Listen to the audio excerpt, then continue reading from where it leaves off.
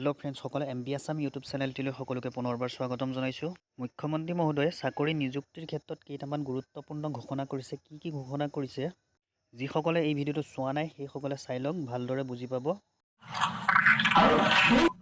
চাকৰি পাইছে, ৰাস্তা হৈছে, ফ্লাইঅভাৰ হৈছে, ষ্টেট নিডছ মোৰ এণ্ড মোৰ মানি। টকাটো আমি বনাব নোৱাৰোঁ। টকাটো কেতিয়া আহিব, যেতিয়া ব্যৱসায়ীসকলে বা পৰিৱেশৰ ব্যৱসায় কৰিব। 6টা বজাৰ পিছত কাৰ্যালয় কৰ্মচাৰীসকল থকাতকৈ ঘৰত গৈ পৰিয়ালটোৰ লগত থাকিলে মন আৰু স্বাস্থ্য ভালে থাকে। গতিকে আমি প্ৰত্যেকটো কাৰ্যালয়তে কামৰ স্পীড অনুসৰি অটো ডিষ্টানেশ্যনৰ এটা টাইম আমি ঠিক কৰি ল'ব লাগে। আৰু নৰেন্দ্ৰ মোদী ডাঙৰীয়াই সংকল্প লৈছে যে অহা 3 বছৰৰ ভিতৰত কেন্দ্ৰীয় চৰকাৰৰ প্ৰত্যেকটো কাৰ্যালয় চ'লাৰৰ ওপৰত নিৰ্ভৰশীল হ'ব আৰু ফসিল ফুয়েলৰ ওপৰত আমি উৎপাদন কৰা বিদ্যুতৰ ওপৰত নিৰ্ভৰশীল নহ'ব। থাৰ্ড হৈছে ইলেক্ট্ৰিচিটি অডিট। যদি পুৰণা কৰ ভৱনটোত 10,000 টকা ইলেক্ট্ৰিচিটি বিল হৈছিলে, নতুনটোত 7,000 টকা বিল হ'ব আৰু চ'লাৰে তাত কণ্ট্ৰিবিউট কৰিব লাগে। গতিকে যিমান কেইটা নতুন বিল্ডিং আমাৰ কাম হৈ আছে, এই গোটেই কেইটাতে সেই দিশত যাবৰ কাৰণে মই অনুৰোধ কৰিছোঁ। আৰু লাহে লাহে আমি এই বিল্ডিংটো ইলেক্ট্ৰিক অডিট কৰি তাত ইলেক্ট্ৰিচিটি আমি কমাব লাগে। দ্বিতীয়তে, বাজেটৰ সময় নহ'লে 6 বজাৰ পিছত কাৰ্যালয়ত থকাৰ কোনো মিনিং নাই। যদি বাজেট আছে থাকিব লাগে। 6টা বজাৰ পিছত কাৰ্যালয় কৰ্মচাৰীসকল থকাতকৈ ঘৰত গৈ পৰিয়ালটোৰ লগত থাকিলে মন আৰু স্বাস্থ্য ভালে থাকে। মই বেলেগ মুখ্যমন্ত্ৰী ৰাতি 9টালৈকে কাম কৰা, 10টালৈকে কাম কৰা, কামটো নহয় আড্ডা নহয়। গতিকে আমাৰ ইলেক্ট্ৰনিক চাৰ্ভিচ চবৰে আছে। যোনে কাম কৰিব লাগে ঘৰত গৈ কৰিব লাগে।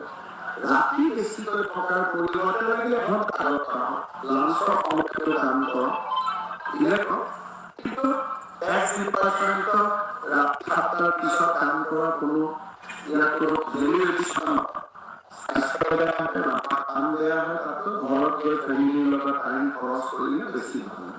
গতিকে আমি প্ৰত্যেকটো কাৰ্যালয়তে কামৰ স্পীড অনুসৰি অটো ডিষ্টানেশ্যনৰ এটা টাইম আমি ঠিক কৰি ল'ব লাগে। আৰু বৰ্ডে নিজে নিজে অটো ডিষ্টানেক্ট কৰি দিব, আমি কোনো লাইট বন্ধ কৰিব নালাগে। আজিৰ দিনটোত অসমত মই 232 কাৰ্যালয় অটো ডিষ্টানেশ্যনলৈ 232 কাৰ্যালয় অটো ডিষ্টানেশ্যনত গৈছে আৰু কোনো আপত্তি কৰা নাই। আৰু কেতিয়াবা কোৱাৰ্টাৰবিলাকত আমি যদি ইলিগেল কাৰেণ্ট ৰাখি থৈছিলোঁ, সেইটো ডিষ্টানেক্ট হৈছে নিজে।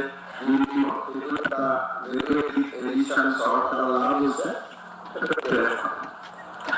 এই কথাখিনি মই কিয় কৈছোঁ, টেক্স ডিপাৰ্টমেণ্টত কিয় কৈছোঁ, তাৰ কাৰণ হ'ল অসমখনক আগুৱাই লৈ যাবৰ কাৰণে আমি কিমান সৰু কথা চিন্তা কৰিব লাগিব।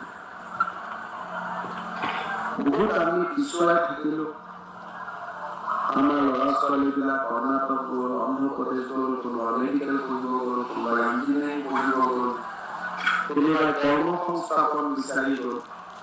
কিন্তু মোৰ দৃষ্টিত আসাম অসম এনেকুৱা এখন ৰাজ্য হ'ব লাগে যে বাহিৰৰ মানুহে কৰ্ম সংস্থাপন বিচাৰি অসমত আনিব লাগে, অসমৰ মানুহ কাম বিচাৰি বাহিৰত যোৱা নহয়।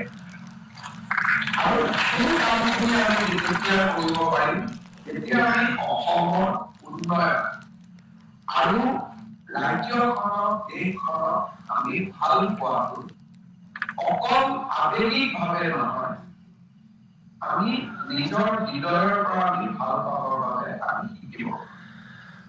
যেতিয়া এটা পান মছলা পেকেট ইয়াতে টেক্স নোহোৱাকৈ ৰাজ্যখনত সোমাই মুখ্যমন্ত্ৰীৰ মনটো বেয়া লাগিলে নহ'ব, প্ৰত্যেকজন বিষয়া কৰ্মচাৰীৰ মনটো বেয়া লাগিব।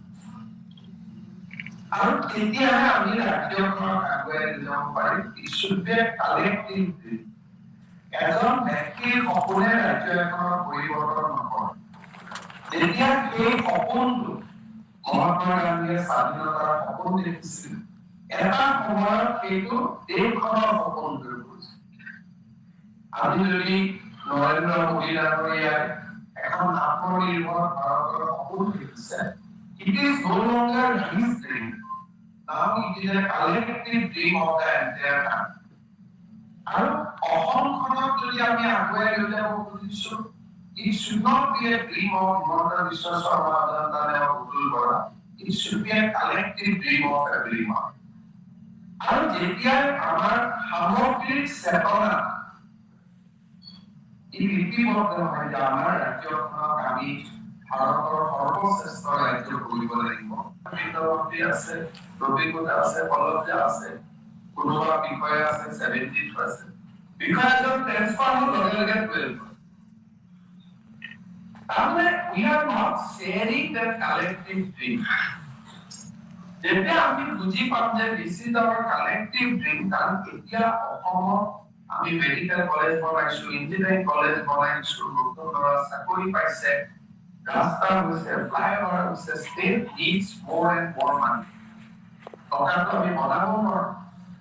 টকাটো কেতিয়া আহিব? যেতিয়া ব্যৱসায়ীসকলে বা পৰিৱেশ পাব ব্যৱসায় কৰি। যোনে honest tax pay কৰে সি সুবিধা পাব লাগিব। Honest taxpayers should be treated nicely, and dishonest should be dealt with iron hand. তেতিয়া আমাৰ ৰাজ্যখন আগুৱাই যাব। মই ভাবো যে আমাৰ ৰাজ্যৰ টেক্স ডিপাৰ্টমেণ্ট কৰবাত আমি বান্ধিছো, কৰবাত আমি কমিছো, মই সেইটোলৈকে নগৈ এটাই মই ডিপাৰ্টমেণ্টক অনুৰোধ কৰিম, what is the best tax GDP ratio in